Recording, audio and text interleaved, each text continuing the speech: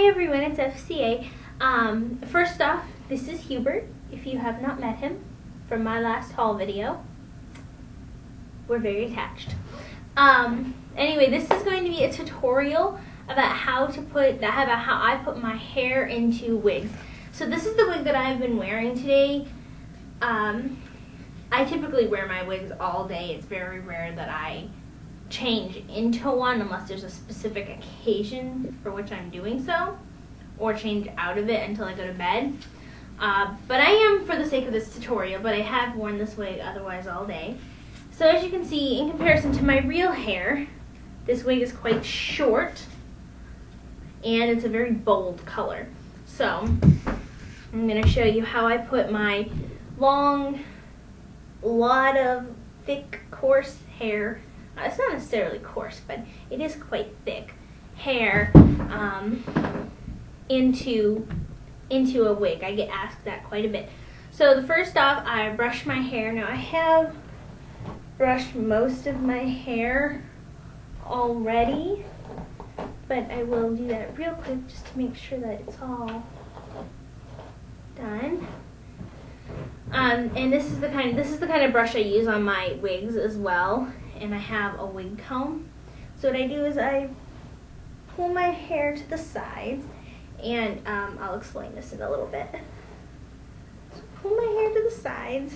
If I'm looking down, it's because I can't see my mirror behind me because of where my webcam is placed.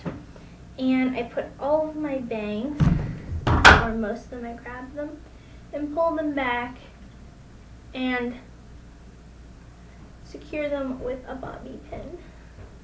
And I have loads of bobby pins next to me. Then what I do is I reach back, and that looks funny, yes. And I'm going to braid my hair. That's Andrew. I just wanted to tell you, Destiny texted me. And she's like, is your mom having a party for her 50th birthday? I'm like, nah, that was so last half century ago. But yeah, maybe I should turn around. I don't need to be able to see. But I just pull my hair up. It does get a bit tangled sometimes, but it's going up into a wig cap anyway, so I tend not to worry about it. And then I bring it all the way up to the front. And I use 2 bobby pins at this point because of how thick my hair is. And if you're curious, that looks silly, doesn't it? I do have 2 different colored bobby pins. I have black and brown. I think these are also called hair grips in the UK. And when I put them in the top of my hair, I put them like this, so I cross them through each other. It makes a more secure hold, which is what I need. And then I want my hair to be flat, so when this sort of stuff starts going everywhere, I just take another one and pin it. And if I have hair that's hanging down pretty badly, that's not too bad, but when it is, I pin that up as well. And then I have a black wig cap, which is essentially just a black piece of nylon, and I stretch it over my head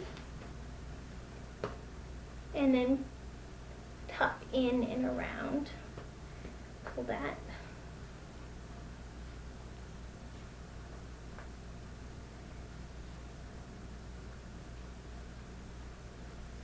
And at this point, I do like to take, especially at the front, I put a bobby pin right up in the front to hold it. Then we take our wig, make sure that all the pieces are out, and I start from the back and pull it over my front, wrap it around, and make sure that I get it under where it needs to go, and then take my brush, brush it down, and then go to work styling it how I want it to be styled. And that's what I do up here. Wherever the end of my hair is that can't be covered by the wig cap, I take matching eyeshadow and just pat it around my hairline so that if my hair gets flipped back like this, you can't tell where the wig starts. Because wig caps typically can't cover this area right next to the ear. And then I secure it all around with bobby pins. My main areas that I focus on, and you want to try and make sure that you can't see any bobby pins sticking out. You can get colored bobby pins from Hot Topic and probably Claire's, or you can just spray paint your own, but I tend to find that it's not a big deal just to use the regular colored ones. Unless it's a really thin wig, the only time I would recommend trying to get like different colored bobby pins is if it's, and if you get that, just brush it down. Sticks up in places, that happens. And I also make sure to get it in the back.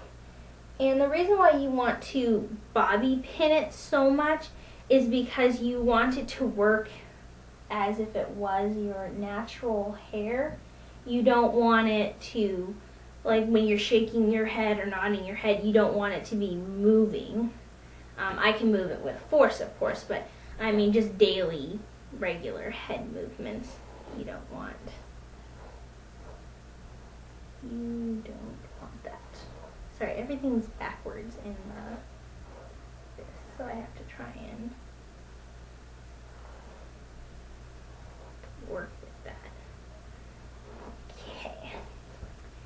And in case you're curious, I used Sugar Pills Love Plus as the, because like as you can see when I was pulling it, some of the shadow came up and around, but that tends not to be a big deal.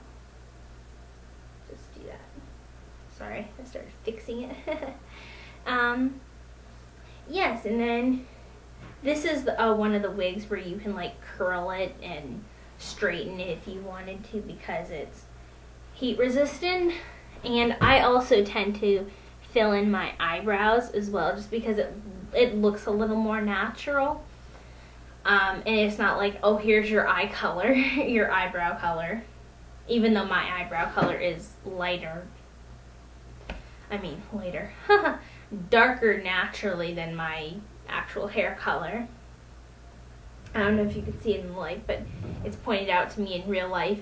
And that was my natural hair color. I haven't colored my hair since, my actual hair since last year. So, yes, that's how I put my hair into a wig, and that's how I wear my wigs. And I did pull this because as you can see the hairline, everything's backwards in here, but the hairline is askew, so I have it a little longer over here than it is over here. But you can do whatever you want with that. And I hope you guys enjoyed this little wig tutorial, sort of wig tutorial, and I will talk to you all later. And yes, that is the same process that I use for all of my wigs that I wear, in case you were wondering. Bye!